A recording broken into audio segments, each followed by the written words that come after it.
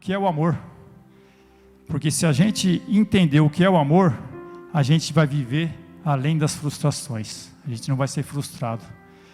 E em 1 João 4:8 diz assim: aquele que não ama não conhece a Deus, pois Deus é amor. Então nós já descobrimos aqui que o amor é Deus, e Deus é o amor. A essência de Deus é o amor. Então nós vamos aprender aqui 4 itens aqui, 4 palavras que a gente precisa para entender realmente o que é o amor. E quando eu falo de amor, a gente pode entender que é Deus. Então a gente vai hoje estudar em 1 João, no capítulo 4, do versículo 7 ao 21. Nós vamos aprender aqui sobre aceitação, maturidade, obediência e respeito. Então quando eu falo de aceitação, estou falando de amor. Se a gente levar para Deus, então eu tenho que aceitar a Deus, eu tenho que ter maturidade em Deus, eu tenho que ter obediência e tenho que ter respeito a Deus. Amém? Irmãos, vamos ler aqui então, deixa eu só dar uma introdução aqui que eu escrevi aqui. O amor não é apenas um sentimento, não é uma emoção passageira, nem palavras bonitas, mas na verdade amor é uma pessoa, porque o amor é Deus. As características do amor verdadeiro não são humanas, mas sim divinas. A maior prova de amor foi Jesus se entregar por nós naquela cruz. Sem a presença de Deus é impossível amar. Então quando eu estou falando aqui de amor, não é esse amor que a gente vê aí no mundo, não. Nós estamos falando de Deus. Nós estamos falando do amor de Deus. Jamais a gente vai conseguir ter esse amor de Deus, porque Deus ele deu o único filho dele por amor de cada um de nós. A gente não vai conseguir chegar nisso, mas a gente, como a palavra diz, a gente tem que ser parecido com Cristo. Então a gente tem que procurar cada dia mais se aperfeiçoar e entender um pouco mais sobre esse amor, porque muitas pessoas falam que nesse mundo está faltando amor. Então quando as pessoas falam que está faltando amor, você entenda que está faltando Deus, porque se a gente tivesse Deus mais presente na nossa vida, mais presente na sociedade, a gente estaria vivendo melhor. A gente teve essa pandemia e muitas vezes, muitas pessoas não entenderam o recado de Deus, porque quando chegou a pandemia, nós entendemos, e o recado foi dado, que todo mundo, independente de raça, de dinheiro, de cor, seja o que for, que todos são dependentes de Deus. Só que acontece, a pandemia está passando, e as pessoas foram se esquecendo disso. Já começou as guerras, já um querer ter mais poder que o outro, achando que tem poder, e o recado de Deus era bem claro: todo o poder é de Deus, tudo que a gente precisa é Deus. E um outro recado que deixou nessa pandemia: a gente amar o nosso próximo, que é o mandamento de Deus. Por quê? Eu tenho que amar meu próximo, porque senão eu também poderia pegar essa Covid. Então eu teria que amar o meu próximo também. E muita gente não percebeu isso daí. Cada um começou a olhar para o seu umbigo, cada um começou a olhar só ao seu lado, e a pandemia passou. E nós acabamos, muitas pessoas, esquecendo do que Deus deixou aí para a gente. Mas vamos ler aqui o texto então, 1 João 4, do 7 ao 21. E ele fala assim: amados, amemos nós uns aos outros, porque o amor é Deus, e qualquer que ama é nascido de Deus e conhece a Deus. Aquele que não ama não conhece a Deus, porque Deus é amor. Nisto se manifestou o amor de Deus para conosco, que Deus enviou o seu Filho unigênito ao mundo para que por ele vivamos. Nisto está o amor, não em que nós tenhamos amado a Deus, mas em que Ele nos amou e enviou o seu Filho para a propiciação pelos nossos pecados. Amados, se Deus assim nos amou, também nós devemos amar uns aos outros. Ninguém jamais viu a Deus. Se nos amamos uns aos outros, Deus está em nós e nós é perfeito o seu amor. Nisto conhecemos que estamos nele e ele em nós, pois que nos deu o seu Espírito. E vimos e testificamos que o Pai enviou o seu Filho para o Salvador do mundo. Qualquer que confessar que Jesus é o Filho de Deus, Deus está nele e ele em Deus. E nos conhecemos e cremos no amor que Deus nos tem. Deus é amor e quem está em amor está em Deus e Deus nele. Nisto é perfeito o amor para conosco, para que no dia do juízo tenha confiança, porque qual ele é, somos nós também neste mundo. No amor não tem temor, antes o perfeito amor lança fora o temor, porque o temor tem consigo a pena, e o que teme não é perfeito em amor. Nós o amamos porque ele nos amou primeiro. Se alguém diz, eu amo a Deus, e aborrece ao seu irmão, é mentiroso, pois quem não ama seu irmão ao qual o viu, como pode amar a Deus a quem não viu? E dele temos este mandamento: quem ama a Deus, ame também o seu irmão. Amém? Irmãos, a gente vai estudar mais agora esse texto, desde o versículo 7 até o 21, para ver se realmente a gente conhece esse verdadeiro amor. Porque tem muitas coisas que a gente falou aqui que é muito forte, até Deus falando que a gente é mentiroso. Nós vamos entender isso aqui um pouco na palavra. Então nós vamos falar de 4 situações aqui, de aceitação, maturidade, obediência e respeito. Aceitação, no versículo 7, vou ler de novo aqui: amados, amemos nós uns aos outros, porque o amor é de Deus, e todo o que ama é nascido de Deus e conhece a Deus. A aceitação é a primeira característica do verdadeiro amor, é a aceitação. Então a primeira coisa, a característica verdadeira do amor é a aceitação, é a gente aceitar a palavra de Deus. Quem ama aceita o seu próximo como é, e não discrimina, mas perdoa e acolhe. Aceitar não significa concordar com seus erros, e sim mostrar que a força do amor é muito maior que os seus problemas. É fácil a gente julgar, mas amar o nosso próximo não é amar aquilo que ele faz, mas é amar o ser, amar a pessoa, e cuidar dessa pessoa, e mostrar para ele que o amor vence tudo, que com o amor a gente pode tudo. Somente através do amor de Deus conseguimos aceitar o nosso próximo e amar como nós mesmos, que é o mandamento de Deus. Sem Deus a gente não consegue amar o nosso próximo, porque no 19 ele fala, nós amamos porque ele nos amou primeiro. Então essa é a aceitação, a gente entender que esse versículo que fala, nós amamos porque ele nos amou primeiro, Deus nos amou primeiro. Então a gente tem que aceitar essa palavra de Deus, aceitar que Deus nos amou primeiro, e aceitar que a gente tem que amar o nosso próximo. Todo mundo crê na palavra de Deus? Se a gente crê na palavra de Deus, a gente tem que ouvir a palavra de Deus e praticar a palavra de Deus. E a gente tem que aceitar a palavra de Deus e colocá-la em prática. O amor aceita incondicionalmente. O segundo fato que eu coloquei aqui foi maturidade. Maturidade está no versículo 9 e no 10.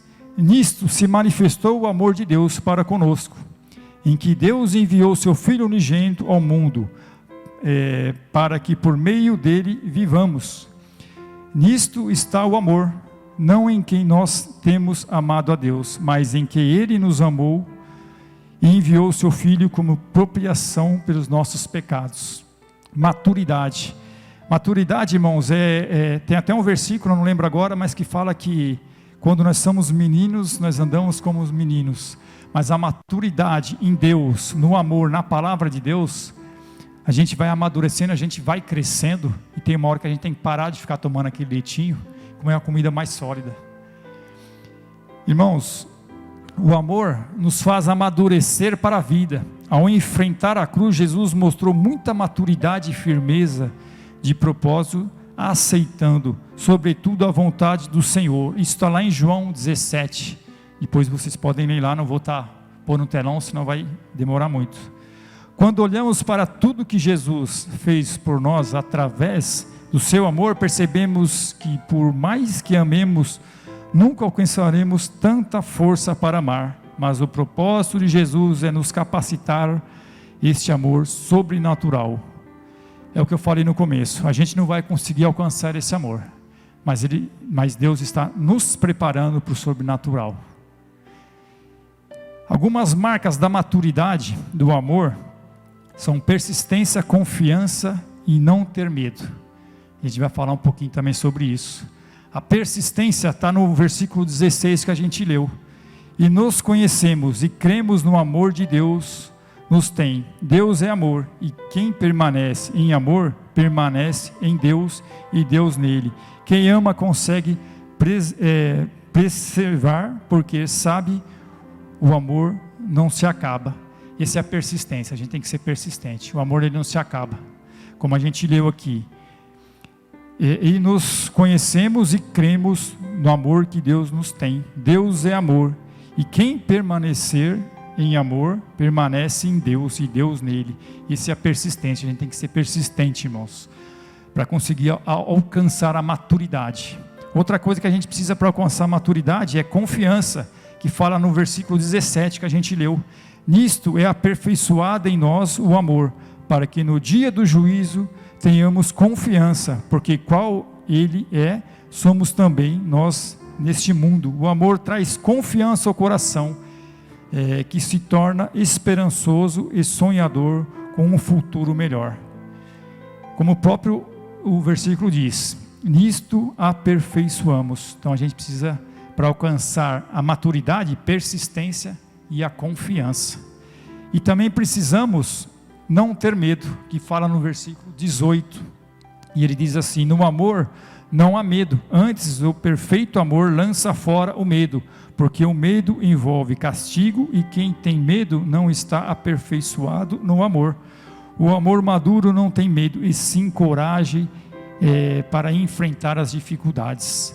Então, se a gente tiver persistência, confiança e não ter medo, a gente vai conseguir amadurecer cada dia mais.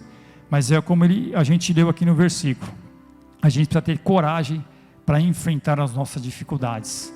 Irmãos, então não é em qualquer dificuldade que vem, qualquer obstáculo, irmãos, a gente tem que ter coragem, né? Tem uma palavra que fala que se a gente seja forte e corajoso, então que a gente possa ser forte e corajoso e confiar em Deus, para a gente amadurecer, porque cada obstáculo que a gente consegue enfrentar e passar esses obstáculos, a gente chega mais perto de Deus, e a gente amadurece, amém? Irmãos, vamos falar agora da obediência. Obediência, ele fala lá no versículo 11, amados, se Deus assim nos amou, nós também devemos amar uns aos outros. Irmãos, não é fácil, obediência não é fácil, amar o nosso próximo não é fácil, mas o que ele fala sobre obediência? O maior desafio do amor é amar quem nos não ama. É muito difícil a gente amar uma pessoa que não ama a gente, que nos maltrata, que não te cumprimenta, que não está nem aí com você. Mas como a gente, só voltando aqui, né? Como a gente leu lá no começo, aceitação e maturidade. A gente tem que ser maduro, aceitar a palavra de Deus, ser maduro e ter obediência para amar essas pessoas. Porque não é pelo que a pessoa faz, mas é pela essência. É uma criação de Deus, a gente tem que amar. E para isso a gente tem que amadurecer. Para isso a gente tem que obedecer. E ele continua dizendo aqui, o maior desafio do amor é amar quem não nos ama. Jesus nos amou antes mesmo de nos conhecer. Por isso nos mandou amar até mesmo os nossos inimigos. Isso está lá em Mateus 5,44. Deus está mandando a gente amar até os nossos inimigos. E se a gente entendeu que a gente tem que ter obediência à palavra de Deus, a gente tem que amar o nosso inimigo. Não vai ser fácil, mas a gente tem que colocar a palavra em ação. Por isso o amor não é apenas um sentimento. Se fosse uma emoção, na hora da raiva, se perderia. O verdadeiro amor passa por crise, mas no final aprende a obedecer a Deus. Por isso somos testados o tempo todo, até onde suportamos amar o nosso próximo. E muitas vezes, Deus nos coloca à prova. Você está falando que ama? Porque é muito fácil a gente falar, né? Que até os 2 mandamentos, né? Principal de Deus, amar a Deus sobre todas as coisas, sobre todo conhecimento, né? E amar o nosso próximo como a nós mesmos. É muito fácil falar isso daí, mas o amar é difícil. Nós só vamos conseguir amar se a gente tiver obediência à palavra de Deus. Então, quando Deus está mandando a gente amar o nosso inimigo, a gente tem que amar o nosso inimigo. De que forma? Ora a Deus, irmãos. Ora a Deus, e você vai ser provado todos os dias, para ver se realmente você está amando o seu próximo. E se realmente você estiver amando o seu próximo, você vai estar amando a você mesmo. Amém? Ontem eu estava brincando com a Carla, eu cheguei aqui na igreja e a Carla estava falando dela aqui, eu falei, nossa, a autoestima dela está lá em cima. E glória a Deus por isso, porque quando a nossa autoestima está lá em cima, a gente está falando bem da gente mesmo, é porque a gente está amando o nosso próximo também. Isso é importante. Amém? No versículo 21 ele diz, e dele temos este mandamento, que quem ama a Deus, ame também o seu irmão. Então, obediência. Obediência é isso, colocar essa palavra de Deus, como fala no versículo 21, quem ama a Deus, ame também o seu irmão. Então, quando a gente fala que nós amamos a Deus, será que a gente está amando o nosso irmão, o nosso próximo? Aí você pode começar a se analisar. Eu estou falando que eu amo a Deus, eu vou para a igreja, eu faço isso, eu faço aquilo, eu leio a Bíblia, eu oro, mas será que realmente eu amo a Deus? Como se analisar isso aí? Vê se você está amando o seu próximo. É como o Lele estava falando aqui no começo. Será que se eu passar em frente a um supermercado aqui, eu vejo um senhorzinho lá fazendo maior dificuldade para colocar as compras lá na sacolinha, eu vou lá e ajudo ele? Isso é amar o nosso próximo. É difícil, irmãos, mas é bíblico, é a palavra de Deus, isso é obediência. E nós precisamos ter obediência. Muitas vezes não sentimos a vontade de amar. Difícil. Muitas vezes a gente não quer amar uma pessoa que fez mal para nós, porque vem a ira, vem a desilusão, a indignação e outros sentimentos tomam força dentro de nós.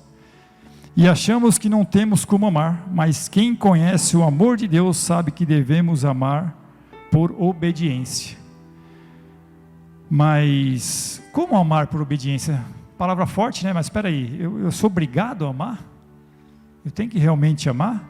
Aí eu fiz uma pergunta aqui, mas o que significa este amor por obediência?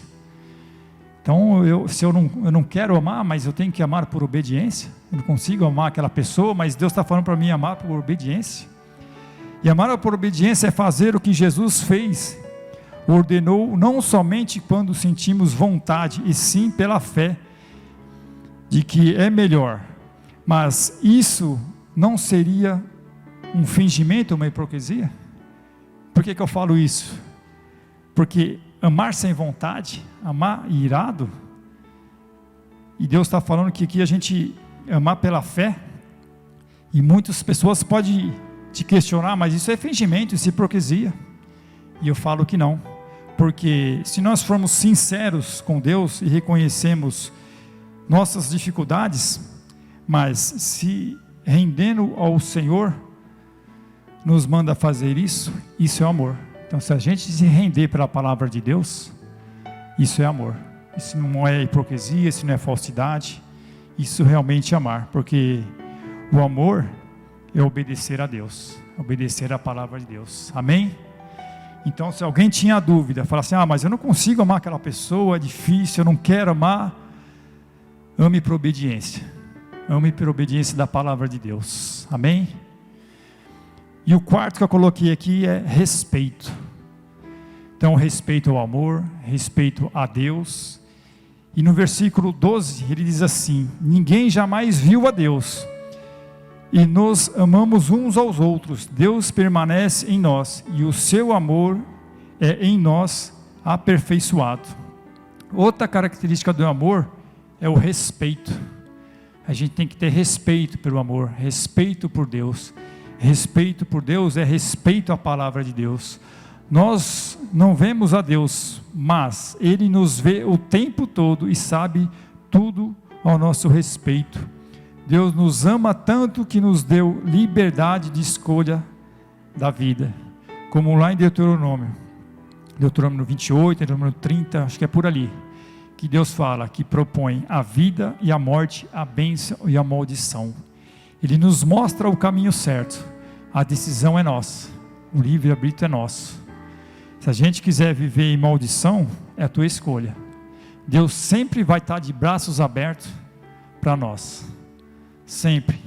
Muitas vezes eu costumo contar uma história que muitas vezes a gente reclama, né, que está tomando muita pedrada, está muito difícil, mas se a gente for ver no mundo espiritual, Deus está de braços abertos à nossa frente, tomando todas as pedradas maiores, e uma pedrinha só que passa, atinge a gente já está reclamando, mas Deus está ali nos protegendo, e muitas vezes essas pedrinhas escapam, pegam na gente, mas é justamente Deus permitindo isso, para ver onde está o nosso coração. Isso cai onde o Lelê falou aqui, em dízimo, em oferta, porque muitas vezes a gente murmura, a gente reclama por uma pequena coisa, reclama por dar uma oferta.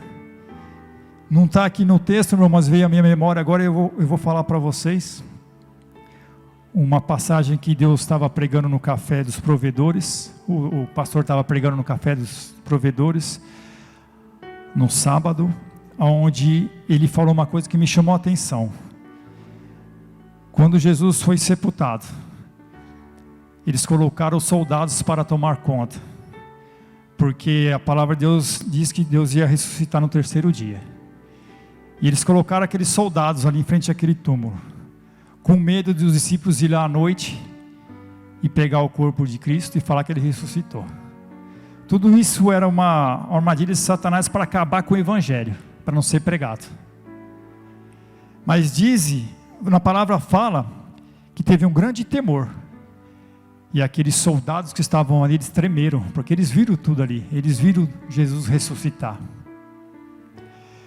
Só que quando chegou os homens da lei, eles pediram para aqueles soldados mentirem, porque senão ia acontecer um impacto na terra, né? E o evangelho ia ser pregado com força, né? Com verdade.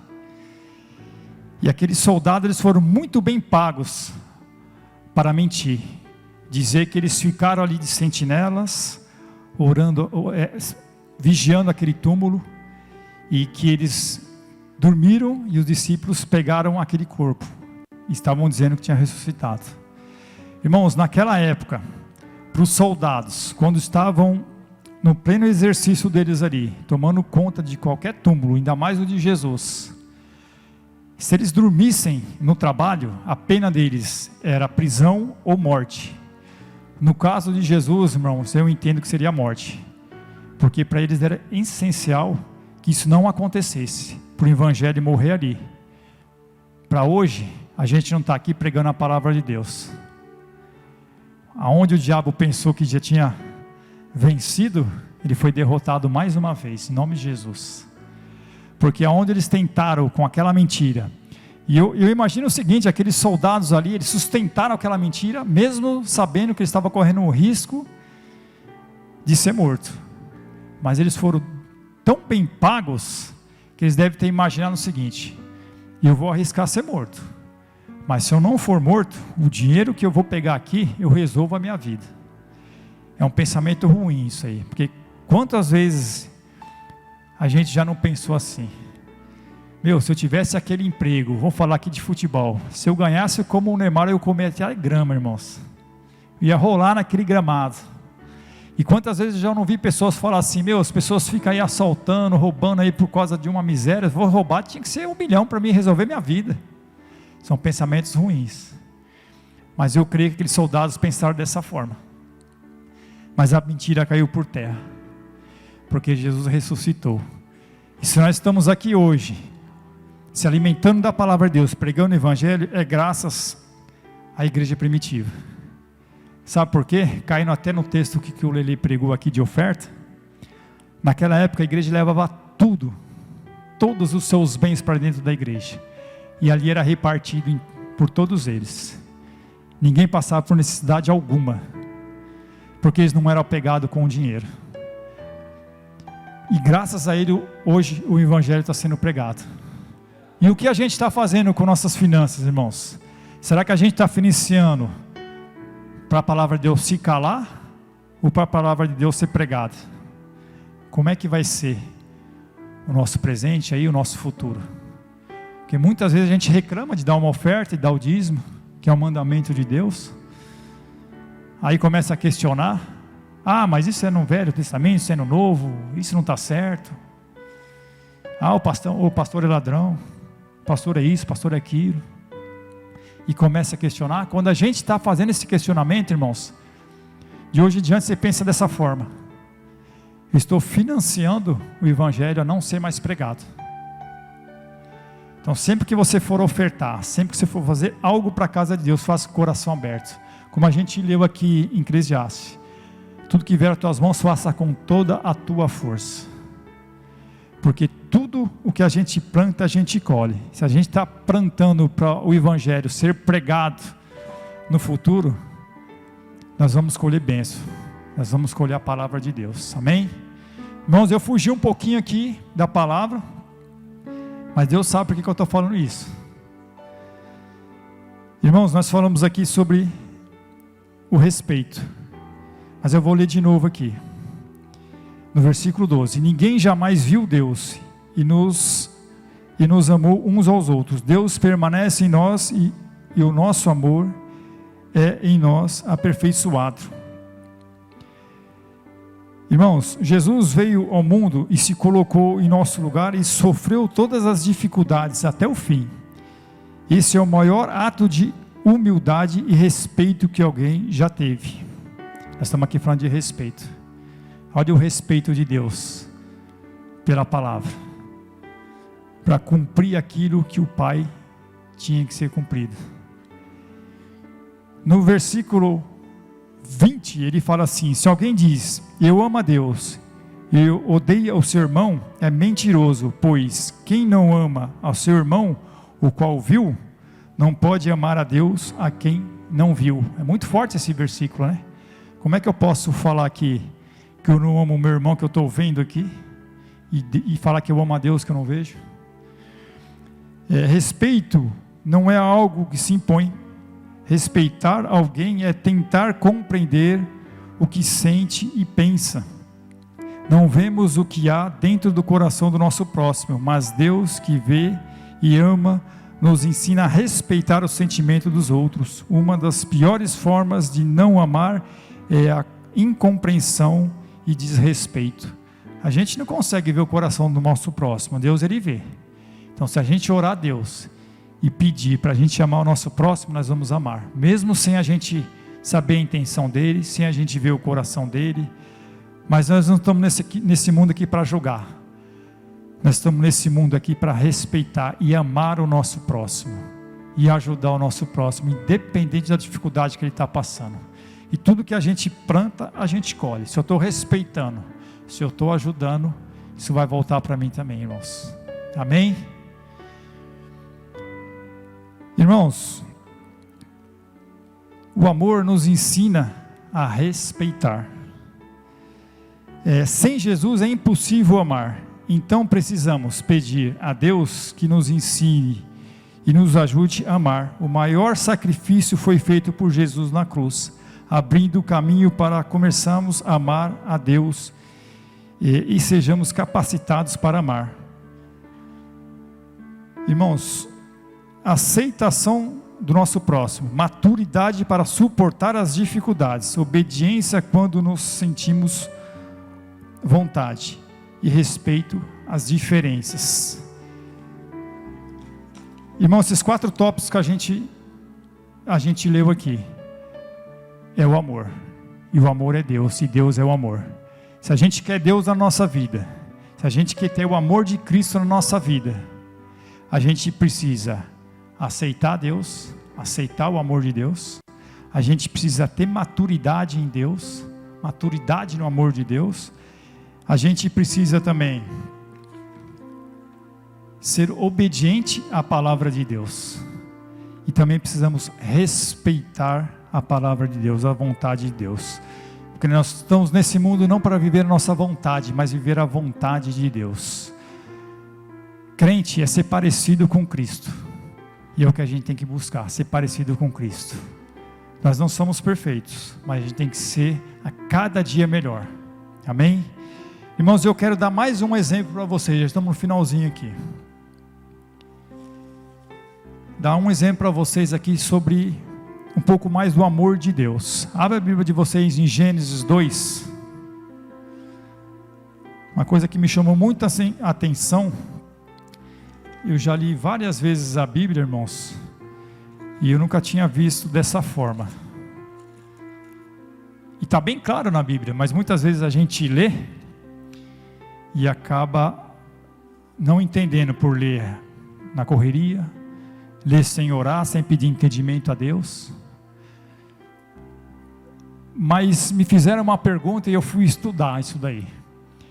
E eu entendi que é puro amor de Deus. Muitas pessoas me perguntaram o seguinte: se Deus não tinha sido mal com Adão e Eva, por quê?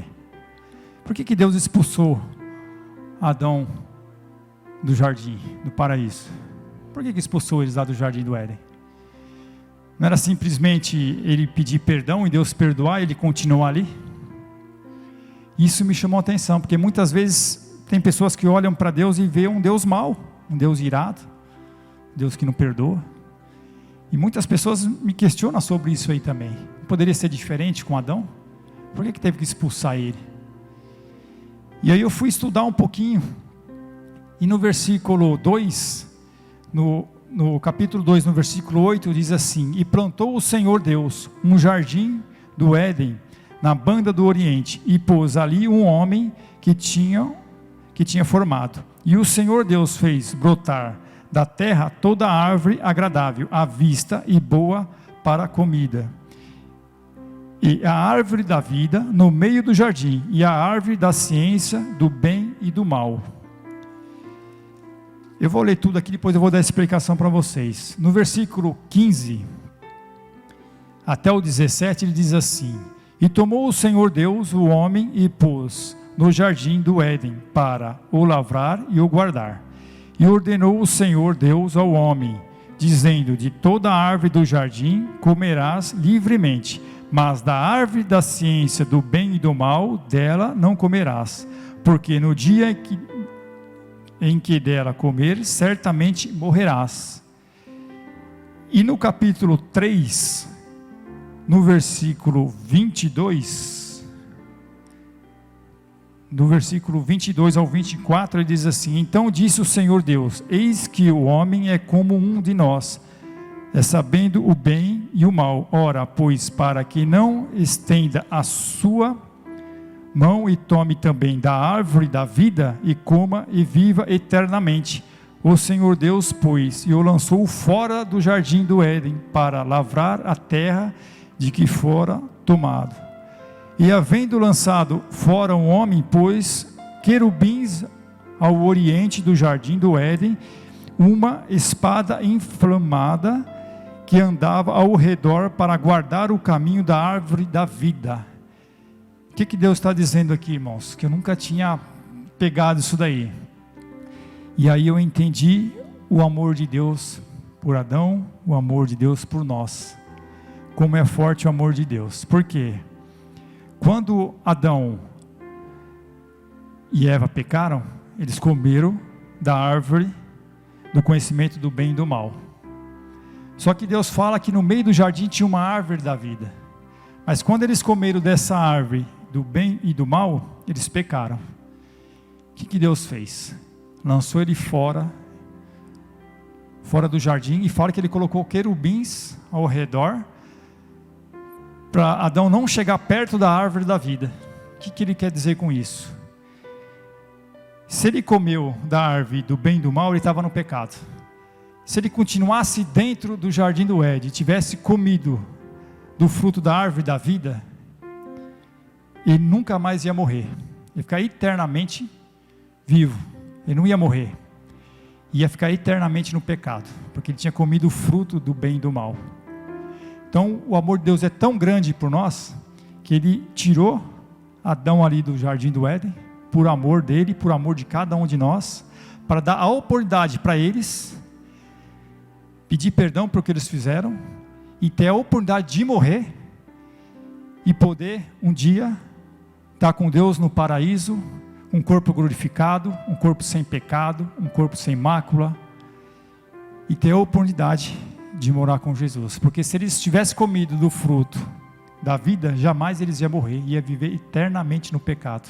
Quem já tinha visto dessa forma aqui? Alguém tinha visto dessa forma? A Cibele? Eu tinha lido várias vezes a Bíblia e nunca tinha entendido dessa forma. Como é o amor de Deus por nós? Aonde todo mundo achava que Deus foi mal por ter expulsado eles do jardim, foi puro amor. Por amor deles, por amor ao homem, por amor de nós, Deus ele deu a oportunidade de a gente morrer, porque nesse mundo a gente jamais vai conseguir ser perfeito, a gente sempre vai estar no pecado, sempre tentando se aperfeiçoar, ser parecido com Cristo, mas ele deu a oportunidade de a gente morrer, para morar um dia com Deus, lá no paraíso, lá no céu, com o corpo glorificado, sem mácula, sem defeito, sem pecado. Então aonde a gente olhava com os olhos ruins, achando que Deus era mau, Deus estava mostrando o amor dele pelo homem. Amém?